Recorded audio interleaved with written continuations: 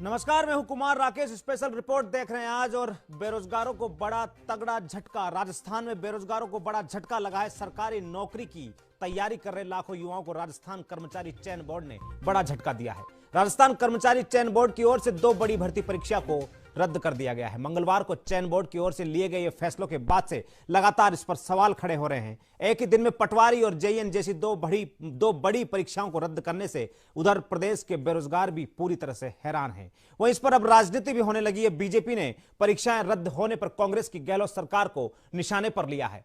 BJP प्रदेश अध्यक्ष सतीश पूनिया ने कहा है कि परीक्षाओं के पर्चे लीक होना गहलोत सरकार को वीक होना साबित करता है।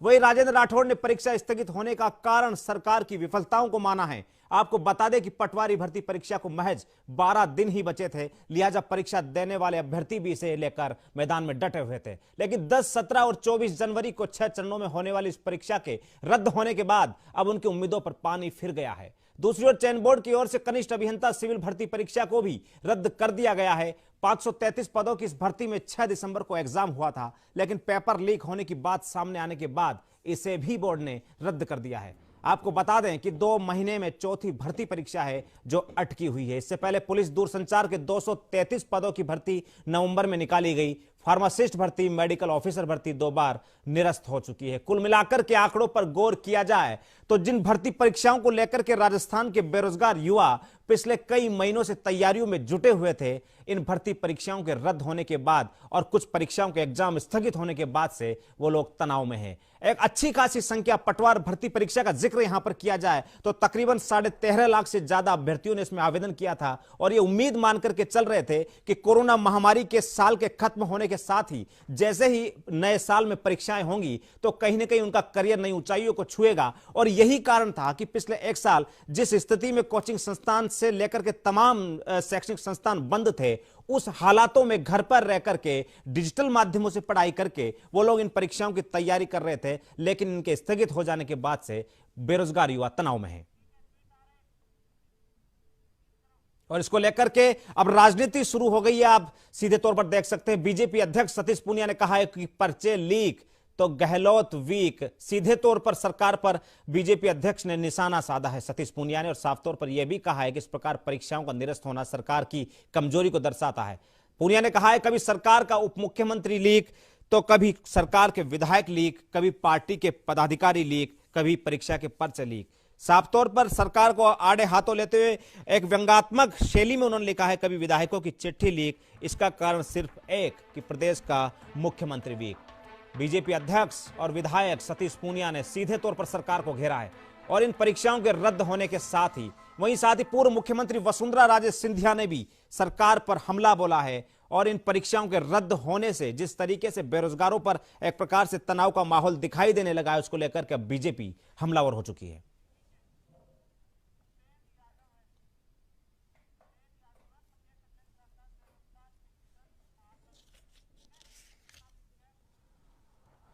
राजेंद्र राठौड़, सतीश पूनिया, पूर्व मुख्यमंत्री वसुंधरा राजे, तमाम जो बीजेपी के दिग्गज हैं सरकार पर हमलावर हो चुके हैं। इन तमाम विषयों पर चर्चा करेंगे। मेरे साथ उपेंद्र यादव, राजस्थान बेरोजगार महासंघ के प्रदेश अध्यक्ष हैं, सीधे चर्चा में शामिल हुए हैं। यादव साहब, स्वागत है आपका न्यूज इंडिया पर। और मेरा सवाल आपसे वही है, कुल मिलाकर के जो स्थितियां निकल करके आ रही है, बेरोजगारों के ऊपर जिस तरीके की मार है और एक लंबा संघर्ष आपने बेरोजगार महासंघ के प्रदेश अध्यक्ष के तौर पर किया है युवाओं को रोजगार दिलाने के लिए, और जो निलंबित माफ कीजिएगा जो अटकी हुई भर्तियां हैं उनको सुचारू रूप से समय पर एग्जाम करवाने, उनका रिजल्ट जारी करने के साथ ही युवाओं को रोजगार दिलाने की दिशा में माफ कीजिएगा उनमें एक लंबा प्रयास आपका रहा है। लेकिन इन 2 परीक्षाओं, खासतौर पर पटवार भर्ती की तिथियां स्थगित हो चुकी हैं, जेईएन परीक्षा निरस्त हो चुकी है। किस तरीके से देख पा रहे हैं सर, क्योंकि बहुत बड़ा विषय हो चुका है। देखो, 22 नवंबर को जो मुख्यमंत्री से मुलाकात हुई थी तब मैंने उनके सामने एक बड़ा मामला रखा था कि एक ऐसी कमेटी या एक आयोग का गठन किया जाए जो परीक्षा होने से पहले वो निगरानी करे। किसका ऑडियो वायरल होता है या कोई सोशल मीडिया पर चीज वायरल होती है कि पेपर बिक रहा है, पैसे मांग रहे, तो एग्जाम होने से पहले उस गिरोह को पकड़ा जाए, उनके सारे नंबर सर्विलांस में डाला जाए, क्योंकि ऐसी परीक्षा प्रणाली मजबूत करनी होगी। जो जेईई का पेपर जो आउट हुआ है, आज बेरोजगार मेहनत करता है, कर्जा लेता है, तैयारी करता है और एग्जाम देता है, बाद में पेपर लीक हो जाता है तो उनके सपनों के पास कितना बड़ा धोखा होता है। उनके साथ साथ उनके परिवार वाले जो सपने देखते हैं कि मेरा बेटा और बेटी कुछ बनेगा, और फिर अब दोबारा एग्जाम, पहले पैसे बर्बाद किया, अब तैयारी करेंगे, फिर एग्जाम देंगे, फिर वो सेंटर पे पूछेंगे, तो कितना नुकसान बेरोजगार को उठाना पड़ा। तो इसलिए सरकार कोई सी भी हो, आरोप प्रत्यारोप लगाने के बजाय बेरोजगारों को न्याय कैसे मिले इसमें सही दिशा में काम करे, क्योंकि गिरोह पकड़े जाएं। अब ये जेईई का पेपर रद्द हुआ है, तो हम पूछना चाहते हैं, हम मांग करते हैं कि इसमें कौन लिप्त है। कोई अधिकारी तो लिप्त नहीं है, कहां से मेल आया, कहां से व्हाट्सएप पे आया, उन लोगों का उजागर किया जाए, उन लोगों को जेल में डाला जाए, उनके खिलाफ सख्त से कार्रवाई की जाए, कानून बनाया जाए जिससे भविष्य में ऐसा नहीं हो। इसके अलावा जो पटवारी की भर्ती रद्द की गई है, क्योंकि कहीं ने सुनने में आया है कि कहीं इसी कारण रद्द की गई है कि जेईई भर्ती में जो गड़बड़ हुई है कि इस भर्ती में नहीं रद्द हो जाए, लेकिन जो लोग तैयारी कर रहे थे कि हमारी एग्जाम होगी, लेकिन आज उनके साथ कितना बुरा हुआ है। तो ऐसे में परीक्षा प्रणाली मजबूत होनी चाहिए, लगातार हम आवाज उठा रहे हैं। इसके अलावा जब जेईई का मामला सामने आया तो 12 दिसंबर को माननीय मुख्यमंत्री जी से मेरी खुद की बात हुई थी, और उसके बाद 14 दिसंबर को एसओजी को मैंने खुद ने जाकर लेटर दिया था कि निष्पक्ष जांच होनी चाहिए, क्योंकि बेरोजगारों का विश्वास उड़ता जा रहा है। यदि निष्पक्ष जांच नहीं हुई, बेरोजगारों को न्याय नहीं मिला, तो आने वाली जो पटवारी है, जो तमाम भर्तियां, बेरोजगारों को विश्वास नहीं होगा, अवसाद में चले जाएंगे और सरकार से विश्वास उठ जाएगा। मुख्यमंत्री जी से बात हुई और वहां भी लेटर दिया। उसके बाद ठीक है उपेंद्र जी लौटूंगा, उपेंद्र जी लौटूंगा, उपेंद्र भाई लौटूंगा। महत्वपूर्ण बात यह है कि बेरोजगार युवा पूरे राजस्थान से जिस तरीके से आज न्यूज इंडिया पर अपनी बात रखना चाहते हैं, मेरे साथ दो अभ्यर्थी इस समय फोन लाइन पर जुड़े हैं, एक हीराराम है सुजानगढ़ से और श्याम सुंदर है हनुमानगढ़ से। हीराराम, सबसे पहले आपके पास में आऊंगा, क्या कुछ कहना चाहते हैं? हाँ सर, मैं सर मुख्यमंत्री निःशुल्क जांच योजना में सर 2013 से लगा हुआ हूँ, लैब हेल्पर ओब्लिक अटेंडेंट जी सर। 2013 में हमारे यहाँ कांग्रेस गवर्नमेंट ने सर भर्तियां निकाली थी लेब अटेंडेंट की 4th क्लास की सर, वो भर्ती बंद कर दी गई है सर। अभी 8 साल से हम सर मात्र 5,000 रुपये में काम कर रहे हैं। अभी सर न तो कोई भर्तियां निकाल रही है, न हम सरकार के पास जाते हैं, ज्ञापन देते हैं, बार बार सीएम साहब को ज्ञापन देते हैं, न हमारी कोई सुनवाई हो रही है सर। चलिए ठीक है, श्याम सुंदर फोन लाइन पर है। हाँ सर जी, मैं हनुमानगढ़ से बोल रहा हूँ। मैं ये कह रहा हूँ, सरकार कह रही है कि हम कोरोना रोकने की ये कर रहे हैं, वो कर रहे हैं सर जी, और वार्ड बॉय सर जी 4th क्लास जो 4,000 में काम कर रहे हैं, आज तक 20 साल से सर इसकी पोस्ट नहीं निकाली है सरकार ने, और सरकार का ध्यान 4th क्लास पे है ही नहीं सर, वार्ड बॉय पे सर। अब 4,000 में हम घर चलाएं सर, क्या करें बताओ सर। 8 साल से मैं लगा हुआ सर। ठीक है। और रही बात ये अमनजय योजना में sir, ward attendant, lab attendant की 1846 पोस्ट आई थी सर 2013 में, कांग्रेस सरकार ने निकाली थी, वो आगे अभी तक 7 साल से पूरी नहीं हुई सर। उसका कोई लेना देना ही नहीं वार्ड बॉय लैब अटेंडेंट का सर।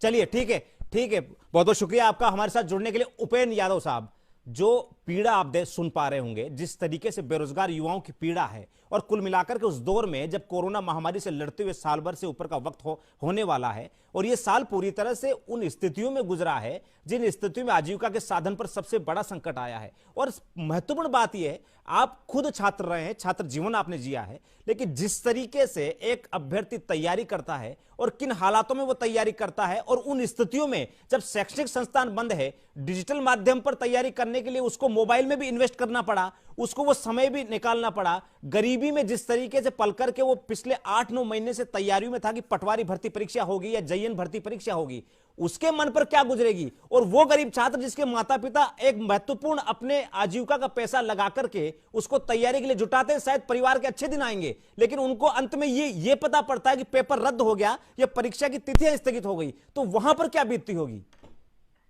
सर मैं भी एक किसान का बेटा हूं और मैं इनकी पीड़ा समझता हूं, और इसीलिए मैं लगातार मांग कर रहा हूं कि आयोग एक कमेटी का गठन किया जाए, परीक्षा की निगरानी की जाए। आप चुनाव करवाते हैं तो कैमरों की निगरानी में वो जो पेटी होती है चुनाव की, वो इविंग मशीन होती है, वो रहती है, सारा चुनाव कैमरों की निगरानी होता है। अब बेरोजगार भविष्य की निगरानी नहीं हो सकती क्या?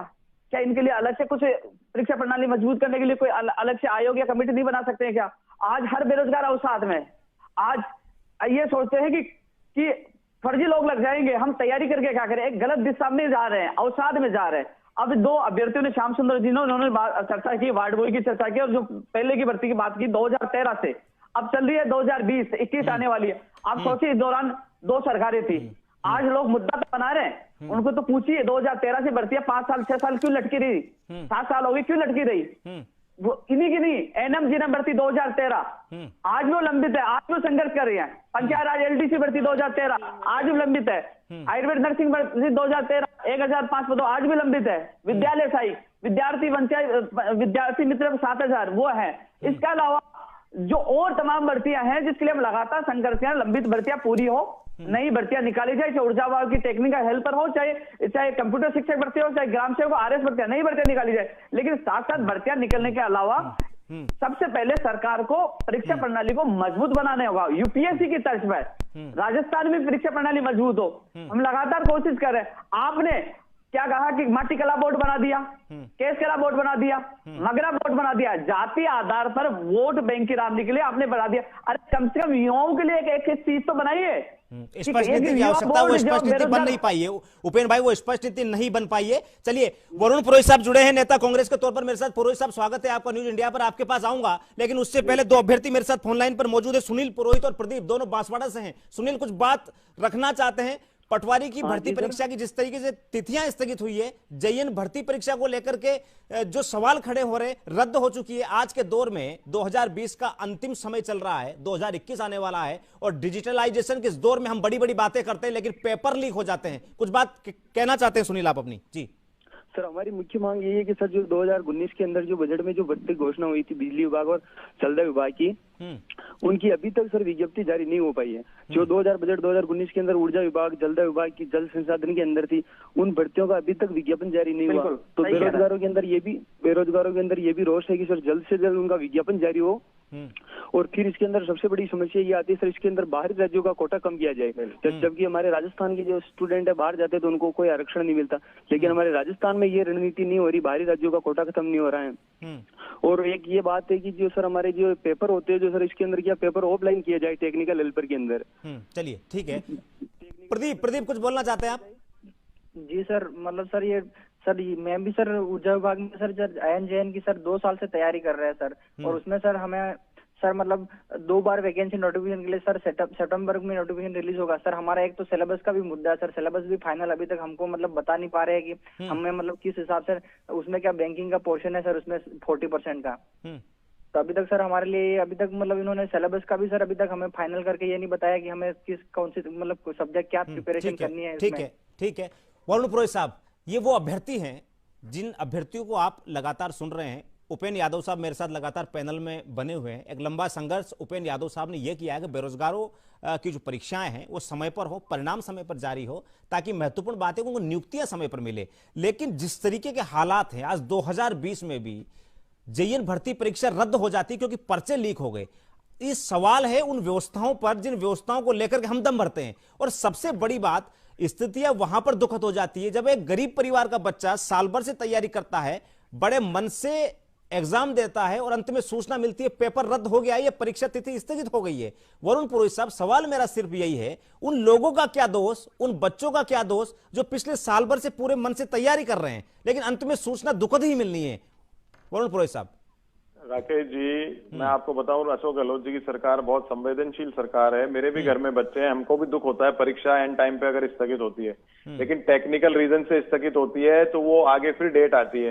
रही बात, आप ये देखिए कई बार क्या होता है, टेक्निकल रीजंस को अगर हम छोड़ के परीक्षा करा देते हैं, कई बार हाई कोर्ट में चले जाते हैं केसेस, उसमें अटक जाती हैं, तो लोग युवा बेरोजगार बहुत परेशान होते हैं। दूसरा भी उपेंद्र की आप बात करें, उपेंद्र तो मेरे छोटा भाई, मुझे पता है इसने खुद का कैरियर छोड़ के इन युवाओं के लिए, बेरोजगारों के लिए संघर्ष करने में लग गया है। तो बहुत बढ़िया बात इसने की, और कई चीजें राज्य सरकार से इसने करवाई भी है बेरोजगारों के पक्ष में। और परीक्षा भी ऐसा नहीं है, कोरोना काल के होते हुए भी राजस्थान सरकार ने सबसे पहले, पूरे हिंदुस्तान ने आरंभ नहीं करी थी, राजस्थान सरकार ने भर्तियां जगह जगह जहां हम इकोनॉमिक क्राइसिस होते हुए निकाल सकते थे परीक्षाएं करी या भर्तियां करी, और भर्ती करते जा रहे हैं। और अब ये जो पटवारी भर्ती का जो इश्यू हुआ है, पिछली बार जब घोषणा हुई थी फरवरी के लिए हुई थी, फिर इसको जनवरी में कर दिया गया था। अभी कोरोना काल को देखते हुए, टेक्निकल रीजंस को देखते हुए इसको आगे कोई हमेशा के लिए स्थगित नहीं किया है, 2-3 महीने के लिए किया गया। मैं समझता हूँ मानसिक परेशानी बहुत होती है स्टूडेंट्स को, मैं भी स्टूडेंट रहा हूँ, छात्र राजनीति भी की है, छात्र जीवन में भी रहा हूँ, मुझे पता है बहुत अवसाद का सामना करना पड़ता है अगर पेपर रिजल्ट लेट हो जाते हैं। तो ये चीज हम समझते हैं। अशोक गहलोत साहब भी छात्र जीवन से, छात्र राजनीति से ही आए, इसीलिए वो इतने संवेदनशील हैं और बार बार आप देखिए जितने भी डिपार्टमेंट है, उपेन को भी ये बात माननी होगी और इनको बेरोजगार युवकों को और युवतियों को भी माननी होगी कि जितनी भरसक प्रयास हम कर रहे हैं, ज्यादा से ज्यादा कोशिश कर रहे हैं हर डिपार्टमेंट की जो वैकेंसीज निकले और हम उन पे भर्ती करें। अब अपन जो बात कर रहे हैं, जो भर्तियां क्यों नहीं, बेरोजगारी तो बढ़ती जा रही है बहुत तेजी से, और रोजगार उसकी अपेक्षा बहुत मीगर, बहुत माइनर लेवल पे निकल पा रहे हैं। इसका एक बहुत बड़ा रीजन है प्राइवेटाइजेशन। मैं आपको बताऊं, प्राइवेटाइजेशन, जैसे भी आरएससीबी की बात कर रहे थे, बिजली विभाग में कंपनियां बन गई, कंपनियां अपने हिसाब से नौकरियां निकालना चाहती है, सरकार के कंट्रोल खत्म होते जा रहे हैं। जो प्राइवेटाइजेशन और गवर्नमेंट की पब्लिक कंपनीज का जो इसमें वो चल रहा है आपस में, ये बहुत बड़ी समस्या देश के लिए है और आने वाली है। इसके अलावा मैं कोई राजनीति नहीं कर रहा हूं, लेकिन केंद्र सरकार की, क्योंकि हमारे पास टैक्सेशन का, रेवेन्यू कलेक्शन सब कुछ केंद्रित हो चुका है पिछले 2-3 सालों में, 4 सालों में सब कुछ ग्लोबलाइजेशन के बाद केंद्रीकरण हो चुका है। तो केंद्र सरकार के बाद ही आपको सब चीजें करनी पड़ती हैं। अगर उनकी पॉलिसी फेल होती है तो राज्य सरकारें अल्टीमेटली 50, 70, 80% खुद फेल हो जाती है, खुद के पास संसाधन नहीं होते। इकोनॉमिक क्राइसिस के लिए केंद्र सरकार दोषी है, उन्होंने उसकी कोई हेल्प करने की कोशिश नहीं करी राज्य सरकारों की। उसका बहुत बड़ा रीजन राजस्थान स्टेट पे पड़ रहा है। राजस्थान स्टेट ऑलरेडी एग्रीकल्चर की बजाय, पुरोहित साहब क्या सवाल खड़ा नहीं होता, पुरोहित साहब क्या सवाल खड़ा नहीं होता कि ठीक है केंद्र सरकार, राजनीति, वसुंधरा राजे का ट्वीट, सतीश पूनिया का व्यंग, तमाम चीजें आ चुकी है भर्तियां रद्द होने, स्थगित होने के बाद से, क्या सवाल खड़ा नहीं होता उस बॉडी पर जिस बॉडी ने JN भर्ती का एग्जाम करवाया, पेपर लीक हो गया, क्या उस पर सवाल खड़ा नहीं करेंगे आप? मैं उस पे भी आ रहा था। अभी आपने वसुंधरा जी का, पूनिया जी का नाम ले दिया। व्यंग तो वो अपने आप पे कर रहे हैं, केंद्र सरकार उनकी है, उनको देखना चाहिए था भाई केंद्र से राजस्थान के पास में कितना पैसा है, कितना नहीं है, क्योंकि हमारे संसाधन लिमिटेड है, रेगिस्तान है आधा राजस्थान में, खेतीबाड़ी पूरी हो नहीं पाती, तो हमारे रिसोर्सेज कम है। उसको हमको विशेष दर्जा दिलाने के लिए इनके 24+1 सांसद जो समर्थन कर रहे थे एनडीए के, लाते कहीं से पैसा केंद्र से, खैर वो नहीं ला पा रहे हैं, खाली मजाक बना रहे हैं, खुद की भी बना रहे हैं, जनता की भी बना रहे हैं, वो अलग इश्यू है। जो आप बात कह रहे हो परीक्षा प्रणाली की, वो कई अरसे से, आज से नहीं, मैं तो खुद जब एग्जाम हम दिया करते थे जब से देखते आ रहे हैं, परीक्षा प्रणाली में कहीं ना कहीं खोट जरूर है और उसको सुधारना बहुत जरूरी है। बिल्कुल खोट रहित परीक्षा प्रणाली होनी चाहिए जिससे परीक्षाएं रद्द नहीं हो, और उस पर अशोक गहलोत साहब ने संज्ञान ले लिया है। इसीलिए परीक्षाएं, वो हर परीक्षा को कई बार ये कहते साहब स्थगित हो गए, अगले महीने क्यों हो रही है, वो हर चीज को मॉनिटर कर रहे हैं कि भाई कोई गड़बड़ नहीं हो, ज्यादा से ज्यादा ढंग से हो। और ये जो परीक्षा आप JN वाली कह रहे हो, अशोक गहलोत साहब ने खुद ने इस पे सीरियस एक्शन लिया है, और आप निकट भविष्य में अगले 2-4-6 महीने के अंदर देखोगे कि जो अभी उपेन भी कह रहे हैं, बेरोजगारी भी कह रहे हैं, परीक्षा प्रणाली राजस्थान जैसे कोरोना मैनेजमेंट में फर्स्ट है, परीक्षा कराने में नंबर 1 आएगा। हम इतनी वो फुल प्रूफ परीक्षा प्रणाली बनाने की तैयारी कर रहे हैं। ठीक है, उपेन यादव साहब कुछ बोलना चाह रहे हैं आप? मैं कांग्रेस के नेताजी से ये कहना चाहूंगा कि अभी मेरे साथी ने बताया, जलदाई बाग, बुरजाबाग की कई समस्याएं बताई। सिलेबस चेंज करने में, राजस्थान का सामान्य ज्ञान जोड़ने में क्या अतिरिक्त बजट लगेगा क्या? बाहरी राज्यों में केंद्र दे रहे हो, राजस्थान देने में अतिरिक्त बजट लगेगा क्या? इसके अलावा राजस्थान में बाहरी राज्यों को कोटा समाप्त करो, उसमें बजट लगेगा क्या? इसके अलावा ऑफलाइन एग्जाम, उसमें बजट लगेगा क्या? ये बिना बजट के काम है। माननीय मुख्यमंत्री जी को मैंने अवगत कराया था। 3 सितंबर को आऊंगा वरुण जी आऊंगा, एक बार बात सुन लीजिए। 3 सितंबर को मुख्यमंत्री जी निर्देश दिया था अधिकारियों को, बाहर राज्य कोटा खत्म हो, आज क्यों नहीं हुआ? इन अधिकारियों के तानाशाही, मंत्रियों की लापरवाही।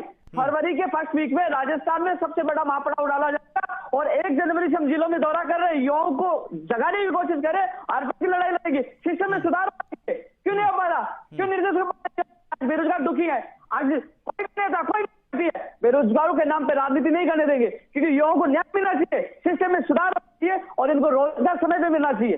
ठीक है, लखवीर आपके पास आऊंगा, लेकिन उससे पहले वरुण पुरोहित साहब से जवाब प्लीज।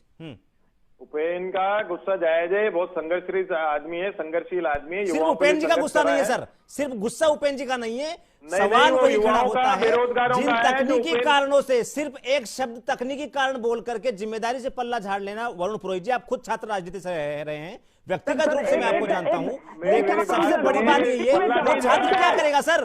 JN की परीक्षा रद्द होने के बाद में जिसने तैयारी की है, उसमें कौन सा तकनीकी कारण है? इनकी बात मानी और उसको डिक्लेयर किया। वरुण जी, दिसंबर 2019 में लाइब्रेरी कितने चुनाव आ गए, केंद्र सरकार को भी तो कोसो।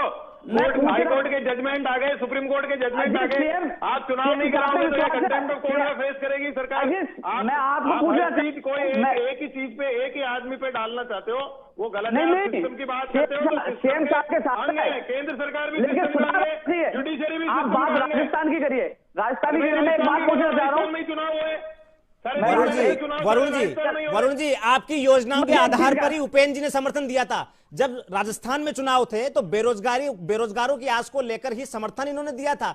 इनसे आप उस राजनीतिक विषय पर मुझे एक चीज का जवाब दे दीजिए। आप पूरे हिंदुस्तान के सारी स्टेट का जनता देख रहे हैं, मुझे एक चीज का जवाब दीजिए।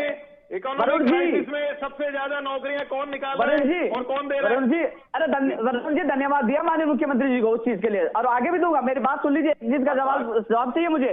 मैं पूछ रहा हूँ, दिसंबर 2019 में लाइब्रेरियन का पेपर आउट हुआ, भर्ती परीक्षा रद्द हुई, कुछ अभ्यर्थियों के नाम आए। इसके अलावा एक जो होममार्कशीट प्रकरण का मामला यूपी में पकड़े गए, 50 से ज्यादा लोग फर्जी होममार्कशीट भर ली। तो मैं पूछना चाहता हूँ, वो अभ्यर्थी का वो जेल में क्यों नहीं गए, उजागर क्यों नहीं हुआ कि पेपर कहां से आउट हुआ, कौन कौन लिप्त है, अधिकारी तो लिप्त नहीं था, बिल्कुल आउट होगा। एक प्रक्रिया होती है सारी, कोचिंगें खुली पड़ी है, क्यों नहीं हुई, सारे क्यों नहीं हुई? प्रक्रिया सालों चलती है और पुरोहित जी वही प्रक्रिया सालों चलती है। चलिए ठीक है, उपेंद्र भाई लौटूंगा। रामलाल शर्मा साहब जुड़े मेरे साथ, बीजेपी विधायक है, प्रवक्ता है। लखवीर, रामलाल जी स्वागत है आपका न्यूज इंडिया पर। न्यूज इंडिया पर धन्यवाद। आपके पास आऊंगा रामलाल जी, लेकिन उससे पहले मेरे सहयोगी लखवीर इस समय उस जगह पर खड़े हैं जो जयपुर में जो जितने भी बेरोजगार अभ्यर्थी है, जहां पर अपने करियर को लेकर के किताबें चुनते हैं, मंत्रणा करते हैं, क्योंकि वो ऐसी जगह है त्रिवेणी का टोंक फाटक इलाका, जहां पर तमाम अभ्यर्थी जुट करके अपने करियर की ऊंचाइयों को लेकर के चर्चा करते हैं। लखवीर, क्या कुछ नजारा है? अगर कुछ अभ्यर्थी आपके आसपास में हो तो उनसे सवाल पूछिए, कैसा महसूस कर रहे हैं इन दोनों परीक्षाओं के रद्द होने के बाद में, माफ कीजिएगा, एक के स्थगित और एक के रद्द होने के बाद में? बिल्कुल राकेश जी, वाकई में राजस्थान के बेरोजगारों में एक बड़ा झटका लगा है, क्योंकि एक भर्ती परीक्षा को रद्द कर दिया गया और एक को स्थगित कर दिया गया है। कई युवा मेरे साथ मौजूद हैं, मैं जयपुर के टोंक फाटक में मौजूद हूं। इनसे जानने की कोशिश करेंगे कि जिस प्रकार से लगातार मेहनत करता है प्रतियोगी परीक्षाओं के कोई विद्यार्थी अभ्यर्थी, लेकिन बावजूद उसके बाद में भर्ती परीक्षा रद्द कर दी जाती है, स्थगित कर दी जाती है, क्या आक्रोश है? बातचीत करते हैं। पटवार भर्ती परीक्षा हो या जेईएन भर्ती परीक्षा हो, स्थगित हो जाती है, रद्द हो जाती है। एक जो छात्र होता है, अभ्यर्थी होता है, लंबी तैयारी करता है, लंबी मेहनत करता है, बावजूद उसके सरकार उसको रद्द कर देती है। हालांकि आरोप ये भी लगा रही है भारतीय जनता पार्टी कि पेपर लीक भी हो रहे हैं। किस प्रकार से आप देखते हैं? देखो, मैं पहले तो ये बताना चाह रहा हूँ कि हम कई दिनों से लगातार इसकी पटवारी की प्रिपरेशन कर रहे हैं, लेकिन इसके बावजूद इन्होंने लास्ट टाइम पे आके शेड्यूल जारी करने के बाद में इन्होंने इसको ना स्थगित कर दिया है। तो इससे एक तो हमारा मनोबल टूट जाएगा, टूट ही गया, टूट क्या जाएगा इसमें, और हम वैसी तैयारी रह नहीं पाएगी, क्योंकि इसका पता नहीं है कि मतलब अब आगे उसका टाइम टेबल कब आएगा। वो इतने में बीच में ये एनटीपीसी आ रही है।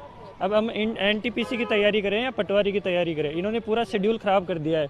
और रही बात है बोर्ड की, तो बोर्ड का तो कोई एग्ज़ाम होता ही नहीं है टाइम पे।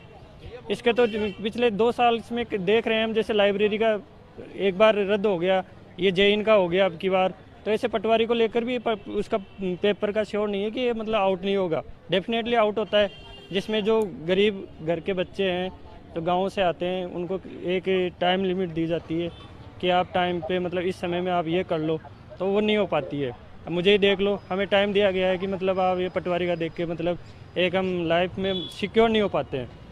लखवीर एक सवाल इनसे पूछिए। लखवीर एक सवाल इनसे पूछिए। महत्वपूर्ण सवाल ये है, कोरोना के इस दौर में जब आजीविका से लेकर के तमाम संसाधनों को लेकर के सवाल खड़े होने लगे, आजीविका किस तरीके से लोगों की गई, लोगों के रोजगार के साधन छिने, और उन हालातों में बिना शैक्षिक संस्थानों के डिजिटल माध्यमों पर भी इन्होंने पैसा इन्वेस्ट किया। गरीबी के इस दौर में किस तरीके से एक अभ्यर्थी पढ़ाई करता है और जब उसे सूचना मिलती है एग्जाम रद्द हो गया है या स्थगित हो गया है, तो कैसा लगता है? देखिए, कोरोना का वैश्विक महामारी का काल है। ऐसे में तमाम शिक्षण संस्थान बंद हैं, लोगों के रोजगार छिन गए, आजीविका से त्रस्त हुआ है। जो बेरोजगार अभ्यर्थी हैं उन्होंने डिजिटल उपकरणों का भी साधन लिया है तैयारी करने के लिए, खुद से तैयारी करिए। शैक्षणिक संस्थान तमाम बंद थे। ऐसे में आप लोगों पर बड़ा भार पड़ा है। सरकार ने तो जो भर्तियां थी उसको स्थगित कर दी, रद्द कर दी, लेकिन जो बेरोजगार थे, जो अभ्यर्थी थे, उन पर बड़ा जो है भार पड़ा है।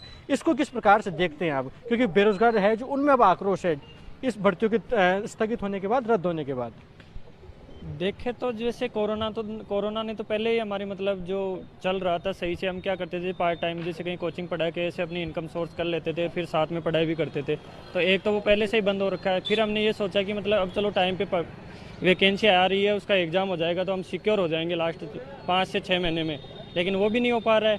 ये टाइम टेबल दिए जा रहे हैं, इनका कोई शेड्यूल ही फिक्स नहीं है। तो राकेश जी, आप देख सकते थे किस प्रकार से लोग जो हैं वो उनमें वाकई में ठीक है, लौटेंगे। अलवर से योगेंद्र जुड़े हैं, अलवर से योगेंद्र जुड़े हैं, कुछ बात रखना चाहते हैं अपनी। रामलाल शर्मा जी, उसके बाद आपके पास में आऊंगा। योगेंद्र प्लीज कुछ कहना चाहते हैं आप। हेलो योगेंद्र, कुछ बोलना चाहते हैं आप? हाँ सर। बोलिए सर हम पिछले 9 महीने से हम पुलिस भर्ती 2018 की वेट कर रहे हैं। करीब 1600 से ज्यादा पद उसमें रिक्त पड़े हैं और सबसे ज्यादा कोरोना काल में पुलिस की ज्यादा आवश्यकता पड़ी है और वही अपनी मुस्तैदी से काम कर रहे हैं। पुलिस की कमी को दूर किया जा सके इसलिए हम मांग उठा रहे हैं। उसमें 1600 पद से ज्यादा भी खाली पड़े हैं, उसमें कुछ नहीं करना है, बस जोने देनी है बच्चों को। ये प्रॉब्लम है सर, 9 महीने से हम वेट कर रहे हैं इसका।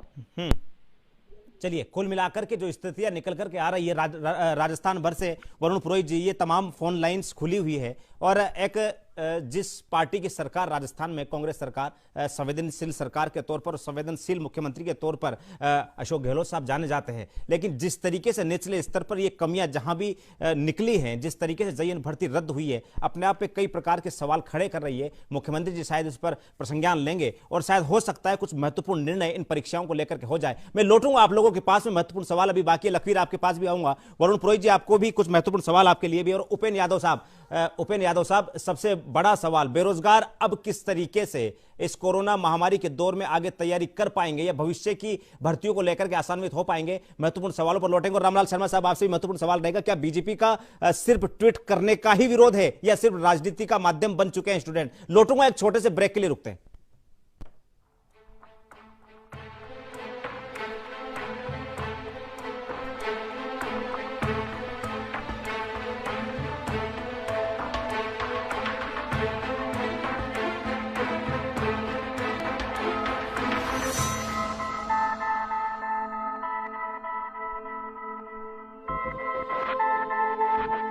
MDH बिरयानी मसाला, पारंपरिक बिरयानी का असली स्वाद। असली मसाले सच MDH। खेतों से, खलियानों से, सड़कों की बदलती सूरत से, शिक्षा में बढ़ते कदमों से, पक्के होते मकानों से, तकनीक से दक्ष किसानों से, खुशहाल होते गांव से, बदलते वक्त के साथ बदलती गांव की तस्वीर, गांव से जुड़ी हर छोटी बड़ी बात से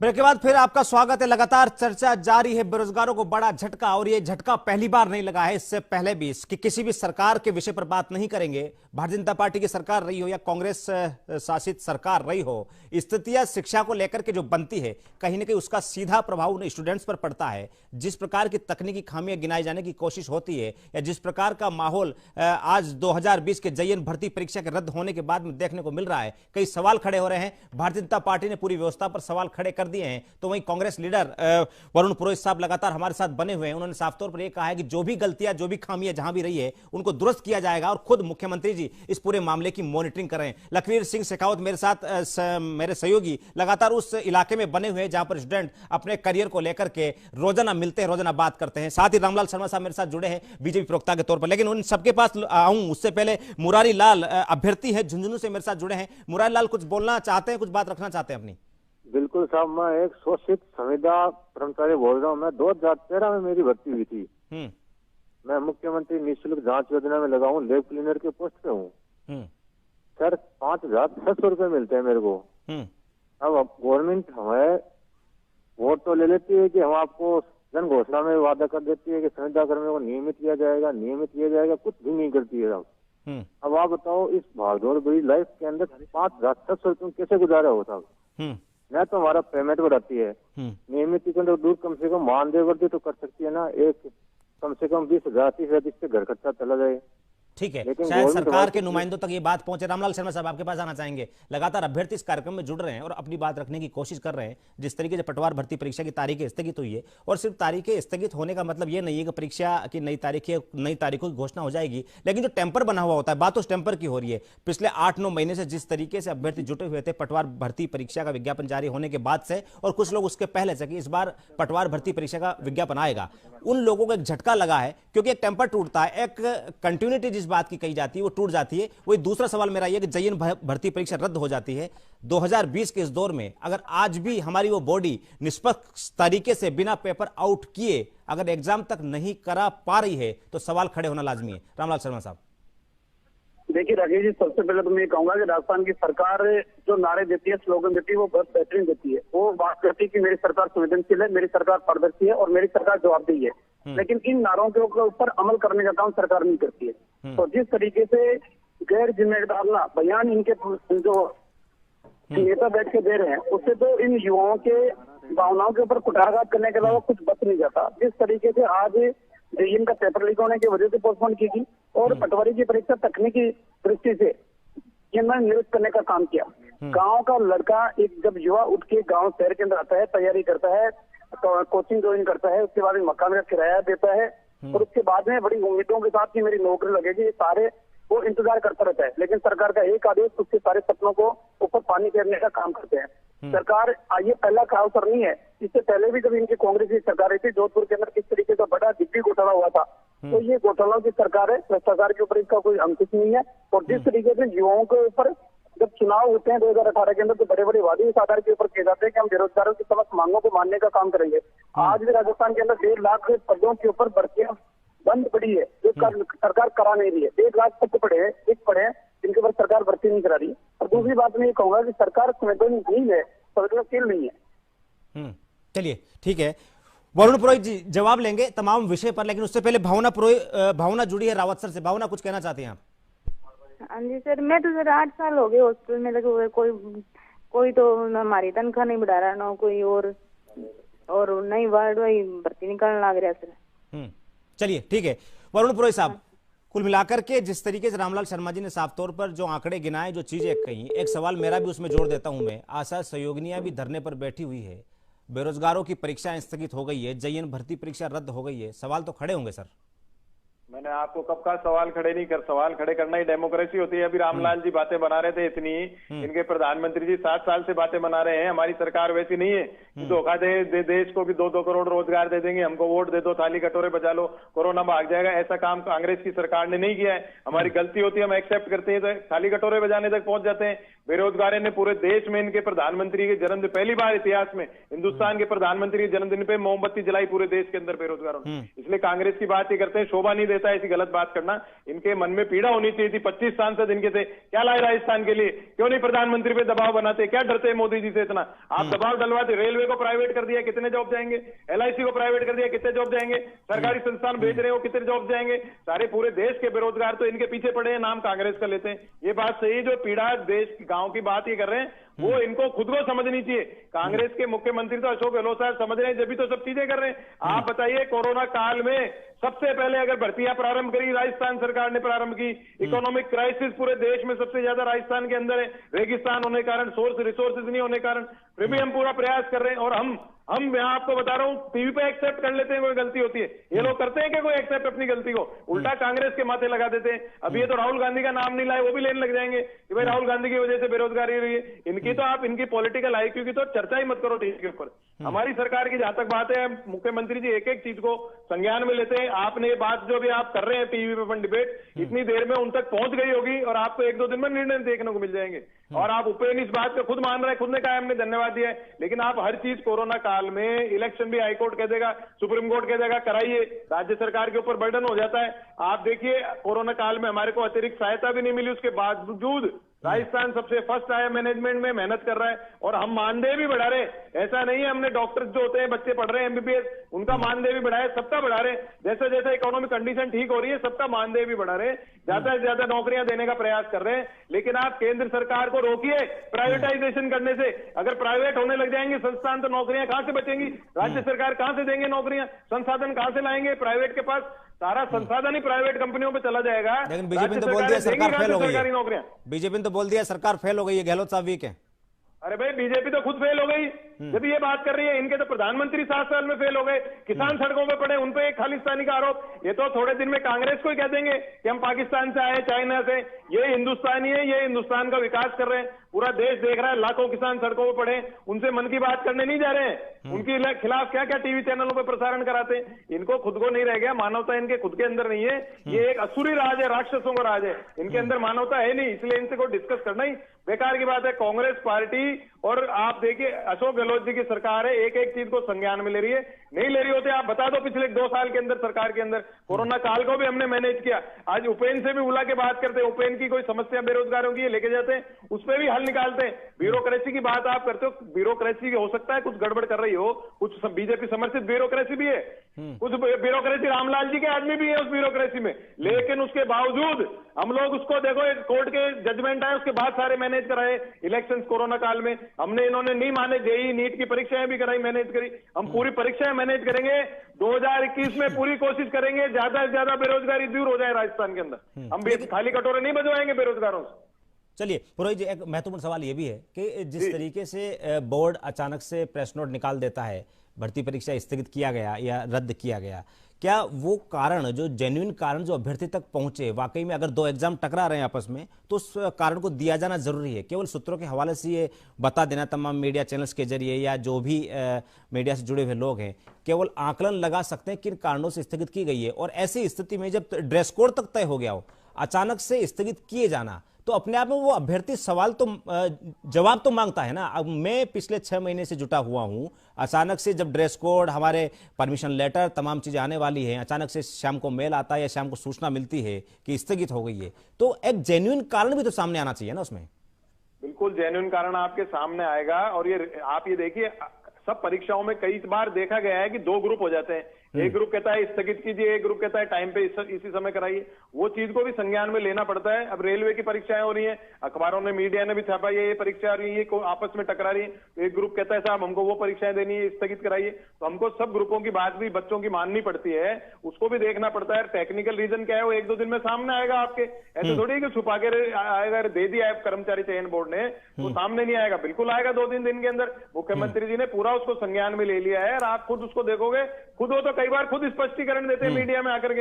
इनके प्रधानमंत्री जी की जैसे थोड़ी, आप मुझे एक बात बताइए राकेश जी, आपके घर में इकोनॉमिक क्राइसिस, आप रोज रोज नए कपड़े सिलवा सकते हो? अगर बच्चे भूखे बैठे देश के, रोज नए नए कपड़े सिलवा करके आप मजे ले रहे हो, म्यूजिक चला रहे हो, इधर उधर उद्घाटन कर रहे हो, 22,000 करोड़ रुपए का सेंट्रल विस्टा प्रोजेक्ट करा रहे हो। क्या पार्लियामेंट की बिल्डिंग इतनी मजबूत नहीं थी क्या? 2 साल बाद बन जाती। इनको कुछ नहीं आ रहा ध्यान, उड़ाए जा रहे हैं। 8,500 करोड़ का विमान लिया है। अरे भाई वो युवाओं के बेरोजगारी के फंड में देते थे, कांग्रेस ऐसा नहीं कर रही है। अब मैं आपको क्रिटिसाइज भी नहीं कर रहा हूं, मैं कह रहा हूं आप जनप्रतिनिधि हो, आप लोग 25 सांसद हो, विधायक हो, आपकी जिम्मेदारी बीजेपी कांग्रेस नहीं है, आपकी जिम्मेदारी प्रधानमंत्री जी को गलत कह रहे हैं तो उन पर दबाव बनाओ। पर साहस नहीं है इनके अंदर। कांग्रेस का सांसद तो बोल देता है, अरे भाई कांग्रेस के सांसद तो मनमोहन सिंह जी प्रधानमंत्री थे, उनको भी क्रिटिसाइज करते थे, आप में दम है क्या इतनी? या रोज रोज नए कपड़े सिलाना अच्छी बात है? बताओ आप टीवी के ऊपर। सेंट्रल विस्टा प्रोजेक्ट अच्छी बात है क्या? बताओ। रेलवे बेचना अच्छी बात है? बताओ। LIC बेचना अच्छी बात है? बताओ देश को। क्यों नहीं बताते ये बात? कांग्रेस राहुल गांधी के जब से दिन भर 7 साल से जनता ने आपको वोट दिया है, उसका स्पष्टीकरण नहीं देते हो जनता को। चलिए ठीक है, उपेंद्र यादव साहब आपके पास आएंगे। जिस तरीके से पटवार भर्ती परीक्षा या JN भर्ती परीक्षा की बात नहीं है, पिछले 2 महीने में जिस तरीके चौथी भर्ती परीक्षा जो अटकी है, फार्मासिस्ट भर्ती की बात कर लीजिए आप, मेडिकल ऑफिसर या पुलिस दूरसंचार, पहली भर्ती नहीं है जो अटकी हो और जिस पर इतना बवाल हुआ हो, जिस पर राजनीति शुरू हो गई हो। लेकिन अब अभ्यर्थी इस स्थिति में क्या करें? बेरोजगार महासंघ के प्रदेश अध्यक्ष आप हैं, सरकार को क्या आप इन चीजों को लेकर के अवगत कराएंगे? क्या कुछ मांग करने वाले हैं? या अभ्यर्थी ऐसी स्थिति में, चूंकि आप एज ए लीडरशिप वाली स्टेज पर हैं, किस तरीके से आप उनको समझाने की कोशिश करेंगे? या आला प्रशासन तक, प्रशासन के कारिंदों तक या सरकार तक किस तरीके से बात पहुंचा पाएंगे? देखो, माननीय मुख्यमंत्री से मैं मुलाकात करूंगा, उनसे बात रखूंगा कि सिस्टम में सुधार हो, परीक्षा प्रणाली मजबूत हो। बेरोजगार तो बेचारे क्या समझेंगे, पहले दुखी है वो, तो इंतजार करेंगे परीक्षा कब होगी, कब परिणाम आगे, कब ज्वाइनिंग होगी, वो तो परेशान है पहले से। लेकिन जो ये परीक्षा प्रणाली इसी सरकार की बात नहीं है। 2018 में राजस्थान पुलिस का भी मामला ऑनलाइन वाला सामने आया था, तो ये कोई भी सरकारी ये फर्जी डिग्रियों का मामला हो, चाहे पेपर लीक प्रकरण का मामला हो, मध्य प्रदेश का, वो भी तो चर्चा करो इनके साथ। देखो वरुण जी, ये राजनीतिक बातें न करें, मैं बात कर रहा हूँ प्रदेश मैं नहीं कर रहा, मैं बीजेपी वाले कर रहे हैं, मैं तो तुम्हारी बात को आगे बढ़ा रहा हूं। ठीक है वरुण जी, सुन लेते हैं। हमें बीजेपी कांग्रेस से मतलब नहीं है, कोई भी सरकार, हमें मतलब है परीक्षा प्रणाली मजबूत हो। हमने बीजेपी में भी आंदोलन किए थे, कांग्रेस में भी कर रहे हैं। लेकिन लोकेश जी, एक चीज मैं बताना चाहूंगा, मुझे एक चीज के लिए अच्छा लगा, इसके लिए मैं मुख्यमंत्री जी को धन्यवाद देना चाहूंगा कि 12 दिसंबर को मैंने एक मैसेज छोड़ा उनके मोबाइल पे कि सर प्रदेश के बेरोजगार दुखी है, ये जो परीक्षा प्रणाली को लेकर सवाल उठ रहे हैं, इस पे एसओजी से जांच होनी चाहिए। उनका कॉल आया 8:30 बजे, मुख्यमंत्री जी से मेरी बात हुई, उन्होंने कहा कि किसी के साथ बुरा नहीं होगा, एसओजी को जांच दी जाएगी। और 14 दिसंबर को मैं एसओजी ज्ञापन देके आया जांच के लिए, और एसओजी को जांच दी गई और एसओजी निष्पक्ष इसकी जांच की और परिणाम आपके सामने आया कि ये योग्य बेरोजगारों को न्याय मिल रहा है। लेकिन अब सवाल यही है कि उस गिरोह को पकड़ा जाए, उसके खिलाफ कार्रवाई की जाए और आने वाली बढ़ती परीक्षाओं के लिए परीक्षा प्रणाली मजबूत हो। ये सबसे बड़ी चुनौती सरकार के सामने। इसके अलावा जो अधिकारी और जो मंत्री लापरवाही कर रहे हैं, जो तानाशाही कर रहे हैं, खुली चेतावनी है, फरवरी में बड़ा आंदोलन कर रहे हैं, महापड़ाव डाल रहे हैं कि मुख्यमंत्री जी तक बात पहुंचे कि मुख्यमंत्री जी आज युवा बेरोजगार आप पे विश्वास कर रहे हैं। जब मैं आपसे मिला हूं, आपकी जो संवेदनशीलता आपने दिखाई है, लेकिन वो अधिकारी आपके निर्देशों की पालना क्यों नहीं कर रहे? 3 सितंबर को आपने आदेश दिए कि बाहर राज्यों का कोटा समाप्त हो, आज तक क्यों नहीं हुआ? 2013 से लंबित भर्तियां हैं और आज जो नई भर्तियों की जो मांग चल रही है, तमाम चीजों को लेकर हम लोग लगातार प्रयास कर रहे हैं। लेकिन सबसे बड़ी बात यही है कि युवाओं का विश्वास जीतना होगा सरकार को, परीक्षा प्रणाली को मजबूत बनाना होगा, क्योंकि जो लगातार भर्ती के मामले सामने आ रहे हैं, दोनों सरकारों के सामने आ रहे हैं। इसलिए बीजेपी हो चाहे कांग्रेस हो, उनको सबको मिलकर युवा बेरोजगारों का भविष्य कैसे बचाना चाहिए, कैसे परीक्षा प्रणाली मजबूत होनी चाहिए, एक दूसरे की टांग नहीं खींचनी चाहिए। ऐसे में युवाओं को विश्वास दिलाना चाहिए कि हम मिलकर आपका भविष्य बचाएंगे। और एक संविधान में संशोधन करना चाहिए कि जो बेरोजगार को विषय के साथ खिलवाड़ करता है उसको ताउम्र उम्र के सजा जेल में डालना चाहिए। राजस्थान पुलिस 2018 का जो मामला सामने आया था ऑनलाइन परीक्षा में, वो जेल में, मैं जब धरना प्रदर्शन दौरान मुझे जेल में डाला गया, उन अपराधियों से मेरी मुलाकात हुई और वो आज बात घूम रहे हैं, दोबारा वही लोग काम करते हैं, क्योंकि उनके खिलाफ ठोस कार्रवाई नहीं होती, वो बाहर निकलते फिर ऐसा काम करते हैं। तो कम से कम उनकी कार्रवाई तो करे, वो तो धंधा बना चुके हैं, तो उनके जब तक खिलाफ कार्रवाई नहीं होगी तो वो लोग ऐसा दुस्साहस करते रहेंगे, लाखों बेरोजगारों को के साथ खिलवाड़ करते रहेंगे। इसलिए सबसे बड़ी मांग है कि इस परीक्षा प्रणाली को मजबूत बनाने के लिए सरकार को बड़ा कदम उठाना होगा, और कदम नहीं उठाया तो हम लोग आंदोलन करेंगे, सड़कों पर उतरेंगे।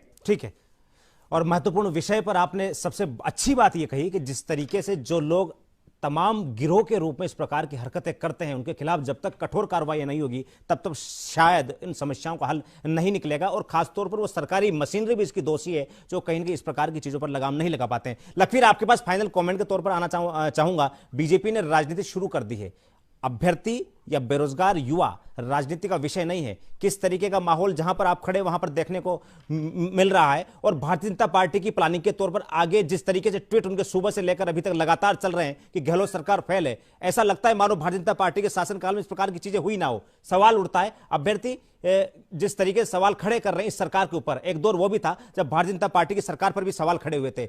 लखवीर, आपसे जानना चाहेंगे भारतीय जनता पार्टी की क्या रणनीति है? देखिए राकेश जी, ये आक्रोश होता है चाहे युवाओं का, अगर जो बेरोजगार युवा हैं उनकी भर्ती परीक्षाएं रद्द कर दी जाती हैं, स्थगित कर दी जाती हैं, तो वो आक्रोश फूटता है। सरकारों से इन्हें सरोकार नहीं होता है, सरकारों से इन्हें मतलब भी नहीं होता, चाहे भारतीय जनता पार्टी की सरकार हो या कांग्रेस की सरकार हो। और ये जो तमाम बेरोजगार है, इन्होंने भारतीय जनता पार्टी के शासनकाल में भी तमाम विरोध प्रदर्शन और धरने दिए हैं, ये किसी से छुपे हुए नहीं। उपेंद्र यादव को भी मैं सुन रहा था, वो साफ तौर पर अपनी बात रख भी रहे थे। और सबसे बड़ी बात यह कि भारतीय जनता पार्टी इस मुद्दे को राजनीति के अंदर ला रही है और इस मुद्दे को भुनाने की कोशिश करेगी। भारतीय जनता पार्टी के तमाम नेताओं द्वारा, चाहे वो पूर्व मुख्यमंत्री वसुंधरा राजे हो, भारतीय जनता पार्टी के प्रदेश अध्यक्ष सतीश पूनिया हो, उपनेता प्रतिपक्ष राजेंद्र राठौड़ हो, सबने ट्वीट किया है, गहलोत सरकार को निकारा साबित किया है, कहा है कि पूरी तरीके से विफल रही है सरकार, वीक रही है। और जिस प्रकार से पेपर लीक हो रहे हैं, ये सबसे बड़ा कारण मानते हैं। एक बेरोजगार है हमारे साथ, इनसे जानने की कोशिश करेंगे किस प्रकार से देखते हैं आप भर्ती परीक्षाओं को स्थगित कर दिया जाता है, रद्द कर दिया जाता है, और सरकार ये कहती है कि टेक्निकल खामियों की चलती है भर्ती परीक्षा रद्द और स्थगित की गई है। किस प्रकार से देखते हैं आप? देखो, तकनीकी बेरोजगार संघ का मैं प्रदेश अध्यक्ष रिंकू मतुरिया हूँ, और राजस्थान की जितनी भी समस्त भर्तियाँ हुई है उनको लेकर हम आक्रोश है। और मैंने परसों प्रोटेस्ट भी किया था शहीदी स्मारक पर। और अभी आने वाले समय में जो सरकार कर रही है बेरोजगारों के साथ बहुत गलत कर रही है और आक्रोश है। अभी मैं जवाहर सर्किल से आया हूँ, वहाँ पर अब तमाम जितने भी राजस्थान के समस्त अभ्यर्थी उनको हमने बुलाया है और बड़ा आंदोलन का रूप लेकर हम सरकार के सामने एक चुनौतीपूर्ण करेंगे। राकेश जी, आपने सुना कि अभ्यर्थियों के तो वाकई में आक्रोश है, वहीं अब भारतीय जनता पार्टी का जो जुड़ा हुआ सवाल आपने था, तो रणनीति भारतीय जनता पार्टी के साफ तौर पर इस मुद्दे को पूरी भुनाने की रहेगी, क्योंकि भारतीय जनता पार्टी लगातार कहती आई कि 2 साल का शासन जो अशोक गहलोत सरकार कर रहा है वो पूर्णतः विफल है। ऐसे में बेरोजगारों का एक बड़ा मुद्दा भारतीय जनता पार्टी को मिल गया है। पूर्व मुख्यमंत्री वसुंधरा राजे ने भी ट्वीट किया है। देखने वाली बात होगी कि भारतीय जनता पार्टी ट्वीट तक ही सीमित रह जाती है या सड़कों पर भी कुछ करेगी, क्योंकि कोरोना काल चल रहा है। ऐसे में भारतीय जनता पार्टी बड़े आंदोलन कर नहीं सकती, लेकिन एक बड़ा मुद्दा मिल गया है, क्योंकि भारतीय जनता पार्टी इसे पूर्णतः जोड़कर देख रही है गहलोत सरकार के विफल शासन से। भारतीय जनता पार्टी जोड़कर देख रही है इस पूरे प्रकरण को कि पेपर लीक हो जाते हैं गहलोत सरकार के राज में। इसके चलते गहलोत सरकार जो है, मुख्यमंत्री अशोक गहलोत जो है, इन भर्ती परीक्षाओं को रद्द कर रहे हैं, स्थगित कर रहे हैं। कहीं ना कहीं इंटेलिजेंस में कमी है और ये जो खरीद फरोख्त का प्रकरण है ये कहीं ना कहीं हावी है इस भर्ती परीक्षाओं में, इसी के चलते पेपर लीक हो जाता है। बहुत बहुत शुक्रिया लखवीर इस तमाम जानकारी के लिए, और वरुण पुरोहित साहब आपका भी शुक्रिया चर्चा में शामिल होने के लिए। उपेंद्र यादव साहब आपका भी शुक्रिया, और रामलाल शर्मा जी बीजेपी प्रवक्ता आपका भी स्वागत, माफ कीजिएगा, आपका भी बहुत बहुत साधुवाद, धन्यवाद इस चर्चा में शामिल होने के लिए। महत्वपूर्ण विषय यही है कि जिस तरीके से एक बेरोजगार अभ्यर्थी महीनों तक तैयारी करता है, लेकिन अंत में उसे ये सूचना मिलती है कि अभ्यर्थी माफ कीजिएगा भर्ती रद्द हो गई है या स्थगित हो गई है, तो ऐसे में उसके मन पर क्या गुजरती होगी, गरीबी के किस आलम में पल कर वह यहां तक पहुंचता है, कोचिंग संस्थान ज्वाइन करता है या डिजिटल माध्यमों के जरिए ये कोशिश करता है कि अब की बार शायद ये परीक्षा पास कर लूंगा तो पारिवारिक स्थिति मेरी नौकरी लगने के साथ ही ठीक हो जाएगी। लेकिन कुछ नकलची गिरोह इस प्रकार की हरकतें पैदा कर देते हैं कि बेरोजगार अभ्यर्थी को सिर्फ देखने के अलावा कोई चारा नहीं बचता है। सवाल उठना लाजमी है सरकार की कार्यप्रणाली पर भी और सरकार की उस मशीनरी पर भी जो इस प्रकार की हरकतों को चुपचाप देखती रहती है। अभी के लिए इतना ही, आगे की खबरों के लिए आप देखते रहिए न्यूज़ इंडिया।